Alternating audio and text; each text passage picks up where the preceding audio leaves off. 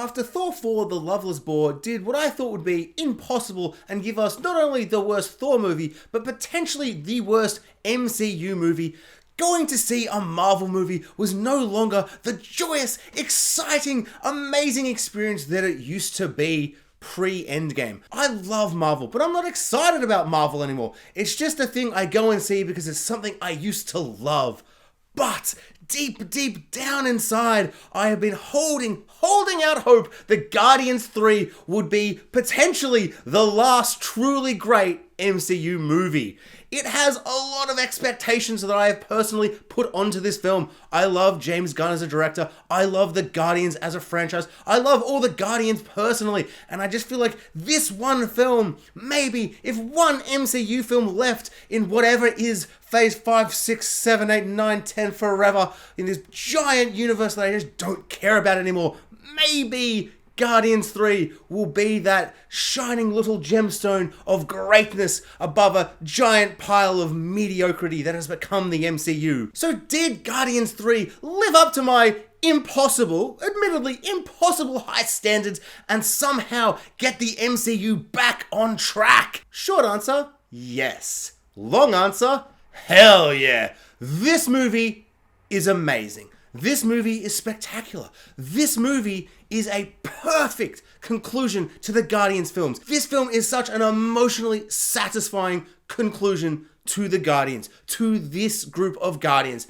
This film has so much going for it. I have like 2 tiny nitpicks, and one of them is that one of the jokes didn't land. The whole cinema was silent.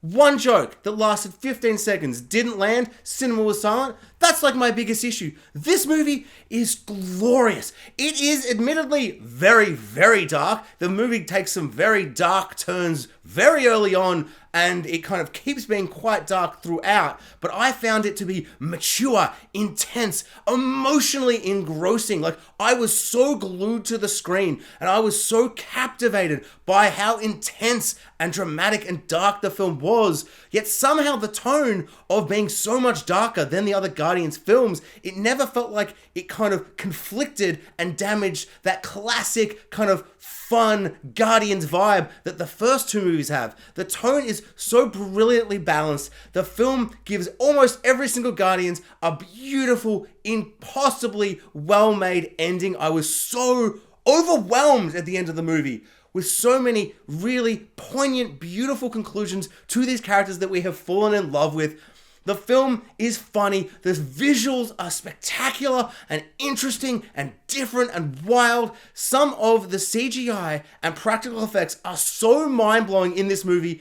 This is the movie that reminds you why you love the MCU. So many of the MCU films recently, I think the biggest issue with post-Endgame is that we've gotten so much and it's muddied what made Marvel and the MCU so special. And this movie, it almost brought tears to my eyes. I was overwhelmed with emotion through so much of this in a way that I don't even think I was feeling like this in Endgame. And I'm not saying Endgame's bad. I loved Endgame. But this had such an emotional feeling throughout it that was just so powerful. And then by the end, I felt drained. I felt overwhelmed. I was so satisfied. I was just like, I don't know. I'm going to say the word satisfied too many times because that was the main thing. I was like, this could be a great film, but when it ends, am I going to feel like this is it? And this is like, oh, it's done. And I'm happy that the characters are here and we're going to end here with these characters and this story. Yes. Just, it's a joyous experience. And yes, there are some things that I think some people are not going to love. I think Adam Warlock in particular, if you're a comic guy, you may not love him that much. It is very dark. I think for some people, I think it might be almost too dark. I don't want to say why, but it's so, I don't know, I just found it so unflinching and so kind of powerful that it was telling this story and doing these things. And yet somehow it was then able to cut back to Drax and Mantis doing a classic Drax and Mantis situation. It weaves together so many storylines. The film is very long, but it doesn't feel long. Like, it just has a classic 5-act structure and it builds perfectly to the end. And then when we get there, we get some send-offs that are just devastating. Like, so bittersweet and beautiful. Honestly, from my first watch, and obviously things can change because I'm very raw, I'm very, like, I've just stepped out of the cinema and ranted to one of my best mates in the car afterwards, and I've just sat down to the review, so it's raw, it's fresh, initial thoughts. It's a perfect movie. I'd give this a 5 out of 5. I've never rated anything on my channel. Why did I start now? Because I'm so overwhelmed by the Guardians. Oh my god, I hated Thor 4 and Ant-Man 3 so much. I was so afraid. I'm like, you've ruined Thor? You somehow ruined Ant-Man, a character I didn't realize I love so much you could ruin. If you ruin the Guardians, there's so many of them. I can rest easy. We can all rest easy. Marvel don't have James Gunn anymore. They're so screwed. Oh well. Let's all move on to DC. Superman is going to be the best film ever. It better be James Gunn. My expectations now are dangerously high. Oh, I'm going to be so disappointed.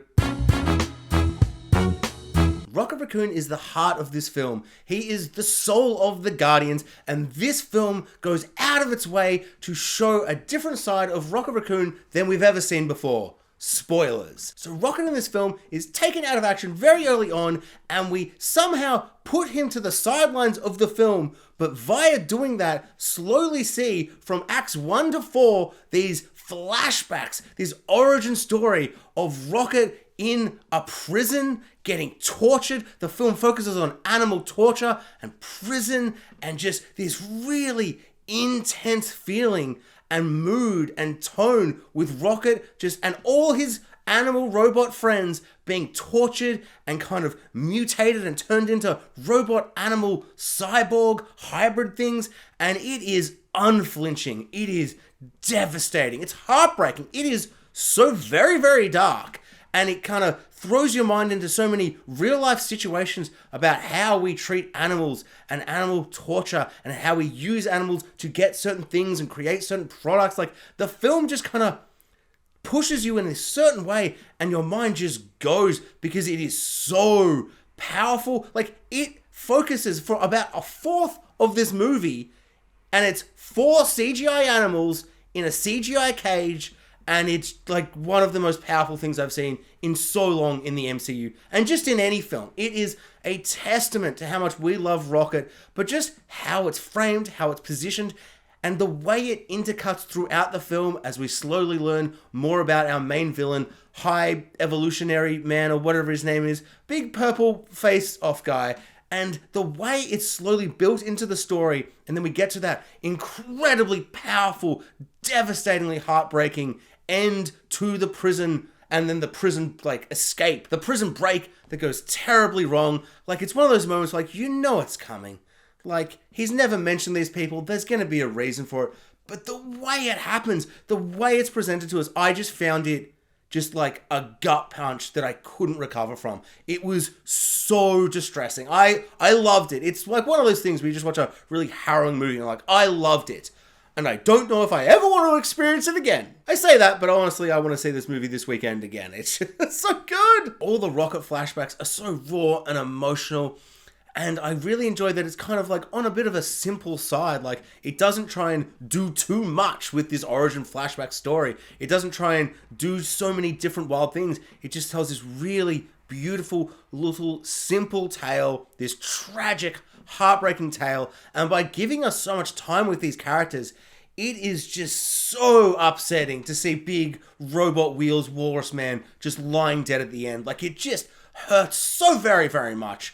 I also just commend James Gunn to really show the kind of horrors of these kind of cyborg / animals. Like, so many of them look monstrous, and it's so kind of, I don't know, like a thing that I wouldn't expect to see in a Marvel film. Like, I don't know, it's so much more brutal and horrible than I would possibly expect. And so, I don't know, I think I was almost shocked that it was just in a Marvel movie. So I think it kind of almost gets a bit of a leg up. Just, if I saw that in any movie, like just some R-rated movie, I'd be like, well, that's really intense, but that's what I was here for, intense stuff. Like, if I'm watching a R-rated horror movie, I know what I'm in for, if you get what I mean. Whereas this film showing and doing the things it did, I found it just like utterly powerful and truly shocking. The arc of the film is essentially to get a MacGuffin to get another MacGuffin to save Rocket. And it's so cool that he is out of action for so much of the film, but it doesn't feel like it because of the flashbacks. And then when we get to the final act, the big showdown, he's finally back and he's there. And it's such an emotionally satisfying and powerful moment when Rocket finally comes to and is back there with the Guardians. And obviously the highlight, I mean, it has to be for everyone, is when Rocket sees all the other little baby raccoons just gloriously cute, impossibly cute. And there's so many of them and it's so sad, but it's also so beautifully happy that he's able to rescue them. And it's just doing so much. And as he gets to that cage and you see the symbols and it's not in English, there was just a moment in my brain. There are two moments, and this is one of them where I just went, if he doesn't open this and it doesn't pan down and we see the words raccoons, it's a bunch of raccoons, Rocket, your name, and you are in fact actually a raccoon. If that's not there, I don't even know what James Gunn is doing, and I don't think he even understands what franchise he's miraculously created. But of course, it pans down and we get that shot and it says raccoons. I don't think I've ever been more happy with something happening. It was like such a satisfying payoff to a character for 3 movies. It's a 3-movie character arc. I guess 5 movies if you include the Infinity War movies. And it's just so amazing how this thing that is essentially just a joke where everyone calls him a raccoon because he looks like a raccoon. And he's like, I am in fact not a raccoon. Turns out, Rocket, you are a raccoon. But there was no joke about it. It was like this really sad, poignant, powerful moment. It wasn't like he doesn't look at it and go, oh, guess I was a raccoon all along. Oh, joke's on me. Oh, he just embraces all these little raccoons because in that moment, there's no time to ruin the big emotional moment with a joke. It's just there. It's just the kind of a culmination of this thing that's been happening. It really reminds me of Thor Ragnarok with so many big, powerful moments, like Asgard explodes, and then Taika Waititi himself was like, hoopity-boo, jokey joke, ha ha ha, aren't I funny? Shut up, Taika. No, stop ruining emotional bits with jokes. You can just have an emotional moment play out. And Guardians has been known for being silly and wacky. Like, so much of them with the Avengers was the Avengers looking at them being like, oh my god, we're going to save the world with these idiots who are stupid and are making jokes. And in this movie, the jokes never kind of infiltrated the emotional moments and ruined them. It was glorious. My second thing that I did not think they would possibly do in the movie, but it was like right there ready to set up, was when the High Evolutionary Man, his face is like starting to peel off after they all, oh my god, just that moment where they all team up and bash him. It's like, I felt more like joy and more like just, oh, I'm saying that word too much, but I felt so satisfied that they all teamed up to help Rocket beat his torturing, monstrous creator, just this mad scientist psychopath, and it was just them all beating him up together. It was so glorious, and there's that little bit of flesh dangling off, and we obviously know that Rocket has scratched his face up, and that's why now he has this weird face-off, face-stretchy thing. And I remember thinking to myself, oh my god, I mean, they won't do it because it's a Marvel movie, but how amazing would it be if he just pulled the face off and we saw what Rocket had done to him when he escaped all those years ago. And then she just rips the face right off, and it's all bloody and gross and gnarly, like we're watching some kind of Dawn of the Dead zombie movie from the 80s. It was glorious. He looked horrifying. Like, this is a Marvel movie. I don't know. I know it shouldn't be like I loved it because it was a Marvel movie and I didn't think it would happen, but that's just amazing in any movie. It's just kind of extra amazing because it's like he had to convince a bunch of Marvel executives that well, 6-year-olds are going to watch this, and James Gunn had to convince them it was necessary to tell this beautifully emotional, powerful story. It just, I don't know, it just, I love this movie so much, and those two moments, I was just like, oh, like, they need to do this, otherwise this is not going to work, and they're seeing the Rocket, and they're seeing his face, it felt like everything was coming together in this beautiful symphony of madness that James Gunn has created, and it was just so beautiful. Like, we see at the start of that first movie, or like in the middle or whatever, he's got this like cybernetic things going on, and it's just a little hint, it's just a little mystery of, ooh, what's the character about? And I haven't read the comics or anything, so I have no idea if this is faithful or what any of that. I don't care about any of that stuff. I'm here to watch this movie and the conclusion of this franchise. And for me, for the things they set up, all those many, like, almost 10 years ago in Guardians 1. That just little mystery of like, well, what happened to Rocket? That's crazy. He's got like robot things. And to finally get that conclusion was so powerful. I found it so good. And then after him being kind of the soul of the movie, but almost not there, it was so tragic at the end when all the Guardians kind of split up and went their separate ways.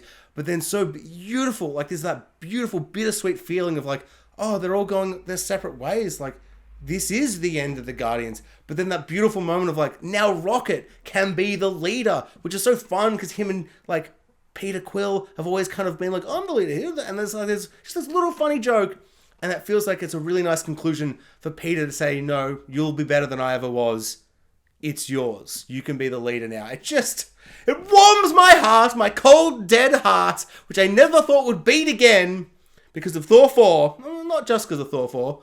A lot of things in my, actual life, but I'm mostly blaming Thor 4. One aspect of the Guardians 3 film that I was super curious how James Gunn was going to handle, and a little bit nervous how I thought it was going to end, because I felt like it was a very obvious kind of way they could end this character, and that character is Gamora. He made 2 Guardians movies, and then in between, obviously, we get Infinity War and Endgame, and I just love the idea that James Gunn is sitting around writing his Guardians 3, script, and then he gets a call from Kevin Feige, and Kevin Feige's like, hey, I just thought I should mention, like, because, you're obviously writing Guardians 3 right now, just so you know, we're killing Gamora, like, she won't be in your movie, so, yeah, I don't know, like, figure that out. Like, there's going to be another Gamora, but she doesn't know who Peter Quill is, and she's going to kick him in the balls or whatever. It's going to be a little funny gag.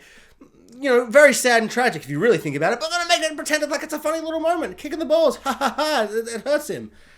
But he's going to be emotionally, ruined for the rest of his life. So, I guess put that in your script or whatever. And then he quickly hangs up and runs off to, make other weird phone calls like that. And James Gunn's writing, and then he goes, oh my God.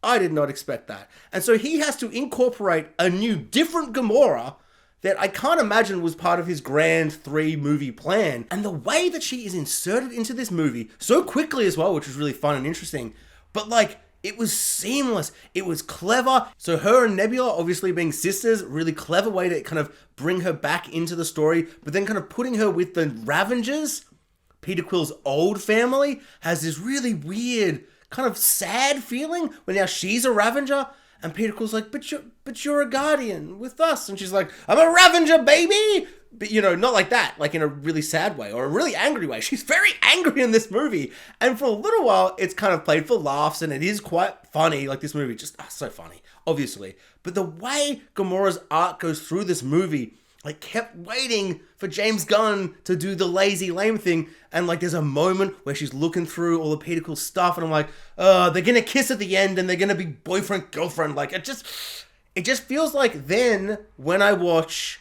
that beautiful, impossibly great moment in Infinity War where she looks up at her dad Thanos, and she's like, ha ha ha ha, you can't love anyone, so there's no one to push off the cliff. And he looks at her crying, and she's like, no, what, you can't love me? And he's like, I do actually, like, push. And she falls off, and the music swells and plays, and you feel so sad for Thanos somehow.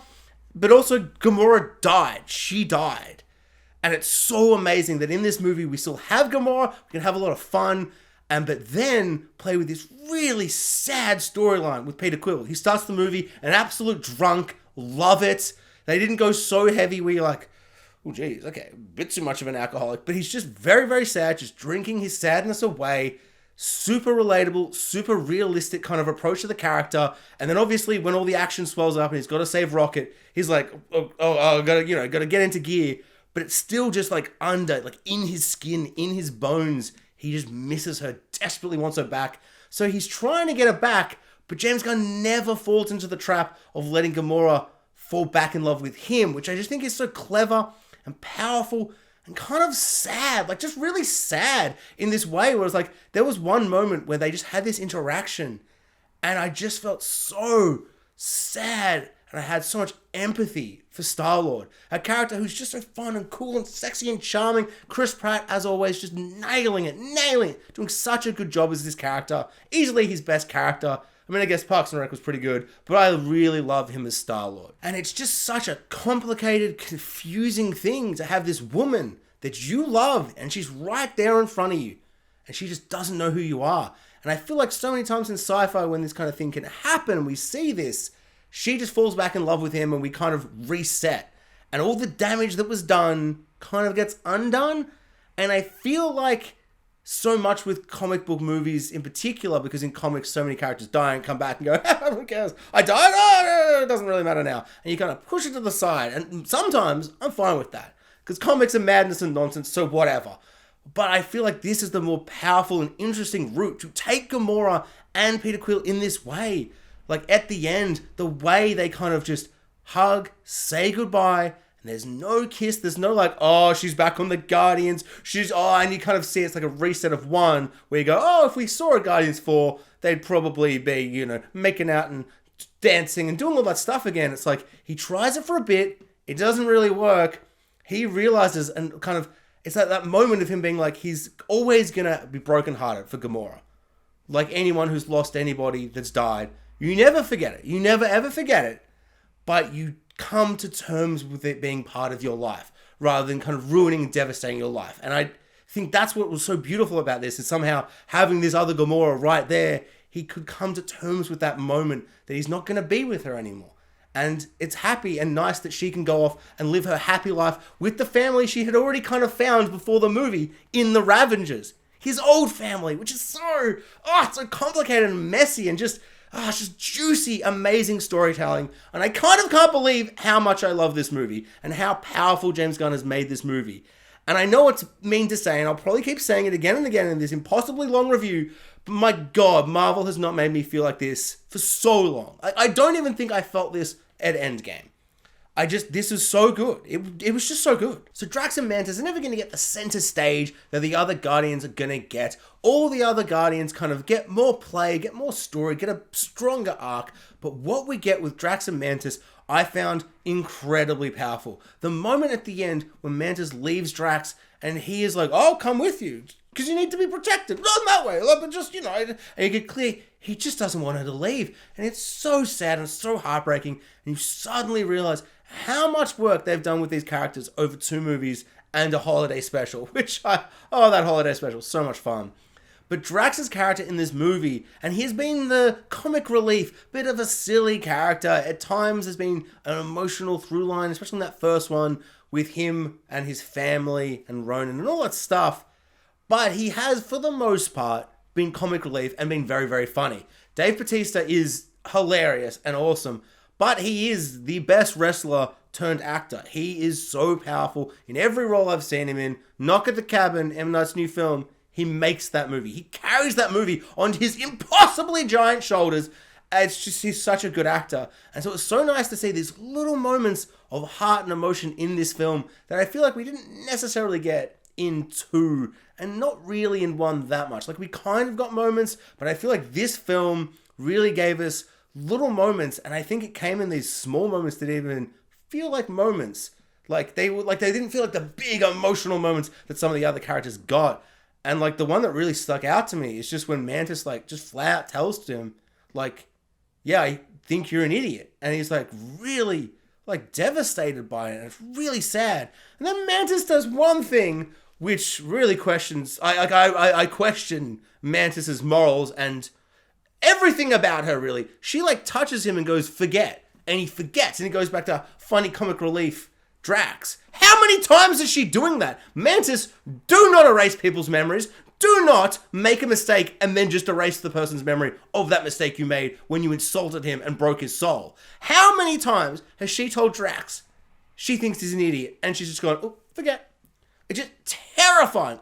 That is a villain power. That's a villain move. I reckon there's probably 10 sci-fi magic fantasy movies that focus on a villain whose sole power is that they can do that to people. And that's why everyone turns on them and they become the villain. It's really messed up. I don't even know why I'm satisfied with Mantis's end and I like her at the end, because that is so upsetting. It's just, what? But I do really love the idea that Mantis sees all these giant monsters, the big squid teeth monsters from the second movie at the start, with that glorious start to that movie. Also, you know this movie is going to be dark and mature and different when instead of a big colorful serpent squid thing fighting, and baby Groot's going dancing about. It's just like Rocket slowly walking through a town singing this really melancholy kind of sad song, and you're like, this is gonna be moody and dark and mature. I hope they can pull it off. By God, did he pull it off? But yeah, I love that Mantis is like trapped in this like dungeon, and all those monsters are everywhere. And you're like, well, they can't beat them. It's like all the full Guardians team could barely take down one. There's like 5 of them. But then she's like, actually, these guys don't eat people. And she touches them, and she does a beautiful magic thing where she like touches the beast, and the beast is like, oh, I'm just a trapped, tortured animal, just like everyone in this movie, and you as well. Symbolism or something or whatever. And then she runs them out of there, and then she goes off for her own journeys with them. I love that. That's just, so funny. It's like 5 years ago, I would have said I'd love any kind of spin-off. So I'd love a spin-off TV series of just Mantis with those things. But now, because Marvel is doing all of those things all the time, like just off the top of my head, an Agatha show, Agatha House of the Coven or whatever, shut up. I don't want it. Stop doing it. So no, I don't want no Mantis spin-off. But I like that she's off in something that could be a spin-off. That's beautiful and nice. Despite the fact that, as I said, do not erase people's memories. Bad Mantis. Bad. Drax. What an ending. What an ending to Drax. I love the idea that the first movie, he's angry and he wants to kill someone. He's like, I'm the Destroyer, because he lost his daughter. And the end of his arc is a bunch of kids calling him Papa Batista. And they're just like, we love you, Dad Drax. And it's like, I feel like in a bad movie, in a movie I hated, if they did something so simple, like at the start of the movie, he's like, dancing sucks. I don't like dancing. It's the worst Drax impression ever. I apologize for whatever that was. And then at the end of the movie, the music's building and building and building, and it goes da-da-da-da, and you know it's coming, and then suddenly he's just dancing. Oh, my heart it was filled with joy and wonder. This film is so filled with heart and joy and just beauty. And after such a kind of a dark film for a Guardians film, I just found that so satisfying. And all the kids are dancing around him. I'm like, he will be a dad. That's so good.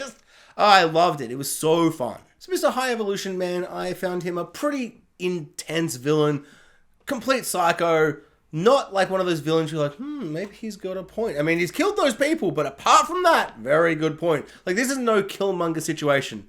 This guy's a psycho, mad scientist, madman. He's got a god complex. He's crazy, but I love the tie-in to Rocket's backstory. I think that's what really makes him the villain that you kind of really just want to see get punished. Like that scene where all of them team up and just beat the hell out of him at the end with Rocket to save Rocket from him. Just so satisfying because he's such a villain you want to hate and you love to hate. And he's just so evil and monstrous and disgusting. I love the visual design of that face peeled over his scarred face from what Rocket did all those years ago. I love the idea that Rocket is this one anomaly of all these people that he's created, all these things, all these science experiments, and he keeps trying and trying and trying and trying to build this perfect world, but they just don't have that extra little spice in that like mind that Rocket happens to have. So he's just got to get Rocket, and so he's just kind of hell-bent on that.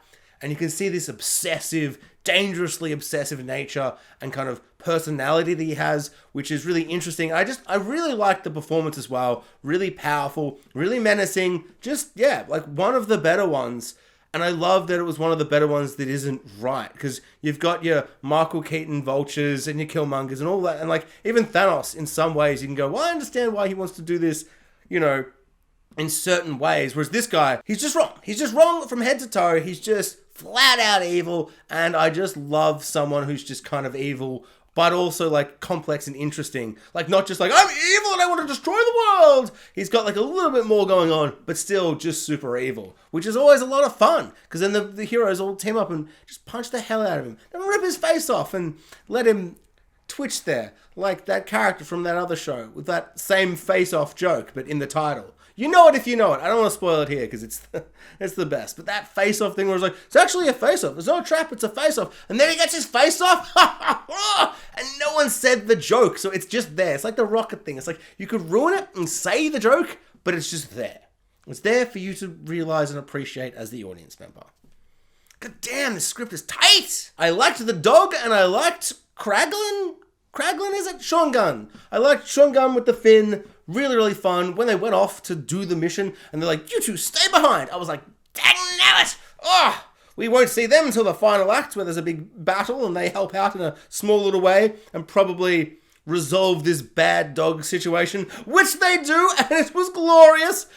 I feel like I was the only person in the audience who truly respected how funny that bad dog joke was. Just something about the little CGI dog eyes, just hilarious. Just love that this sentient dog who's got telekinesis is like, how dare you call me a bad dog? I'm a good dog. So, Guardians 3 is a near perfect movie. A movie I absolutely adore. A perfect, emotionally satisfying conclusion to the Guardians. It did everything you could possibly want right. It did so much right. And there's one aspect of this film that I think was really interesting and a really unique and kind of shocking thing to do. And it wasn't the characterization I was expecting. But I do not think everyone will agree with me. I think there's going to be a lot of people who read comics who are like, what? What? What? And that, of course, is Adam Warlock. Adam Warlock in this film is a baby child man, and he's like an adolescent, and he doesn't know what he's doing, and he keeps calling that girl from the second movie mother, and he's acting like an impulsive, like 12-year-old, and I loved it. I thought the characterization was really, really funny. He was kind of like the comic relief for a lot of it, but I thought his arc was really interesting. I loved the design of him. The performance from Will Poulter was amazing. He did a really, really good job. Like, I don't know, like it's when they cast him, I was like, no, whoa, no, what? I was expecting some kind of Henry Cavill type person, but he got ripped for that 1 5-second joke scene where he was shirtless. I feel sorry for Will Poulter for how much just delicious, tasty food he did not eat for like 6 months as he just got absolutely shredded when he probably didn't need to. But still, respect the man. Gotta respect the man. Just, oh my God, though. As soon as this movie's done, he sees the cut, he's like, there's so many cheeseburgers I could have eaten that I will never get to eat. That's probably the saddest thing about this film. No, there's so many sad things. Oh my God, the animal torture. So much animal torture. Just, oh man, made me so sad. I really enjoyed how Adam Warlock and the whole golden army of perfect people tied into higher evolutionary bad guy, Purple Man. And I just really enjoyed how this film kind of connected all these things from the other two films. And kind of, in a way, it was like, oh, it's all been building to this bad guy with Rocket and the golden people from the second movie. And it felt really organic and interesting. And I really liked how Adam Warlock's mother character has got the hair all over where it was all perfect last movie, and this time it's all disheveled and awful. And I just love how incompetent he is. I just know, I expected a certain thing, and I got something totally different, and I felt like it fitted so well for this film. And I imagine a lot of people will probably disagree. I don't really care. Like, I mean, it sucks for you, I guess, if it wasn't the Adam Warlock you wanted, but for me, it really fits this movie. And at the end, that moment where he's gets saved by GROOT, and he's like, why'd you save me? He's like, everyone deserves a second chance. And as Peter Quill's body getting all destroyed and awful, and you're like, they're gonna kill him. I don't know if I want him to die. This film's so dark and intense. I really want a moment where they survive. Like, I don't really want him to die like this. It feels a bit like, but what about Adam Warlock? He could save him. What about this? That, so many things that could save him.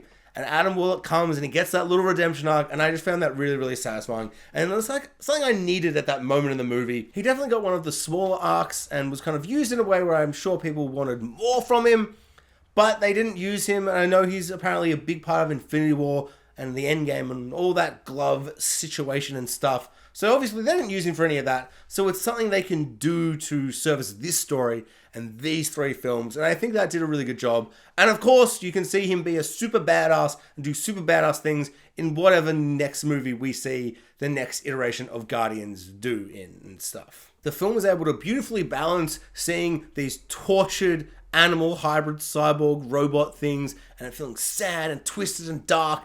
And then for the villains, they were like, do you want to see a bear robot squid monster? And I'm like, hell yeah, I do.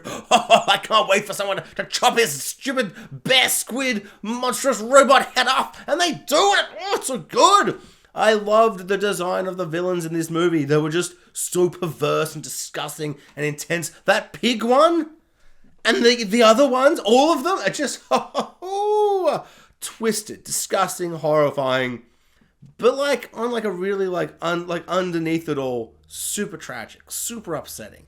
But then also just super visually interesting and cool and psycho and crazy. James Gunn, you're madman. I love it. I love it so much. I also liked Groot. Kaiju Groot, and at the end, adult Groot, but he looked like a stone or something at that point in the post-credits.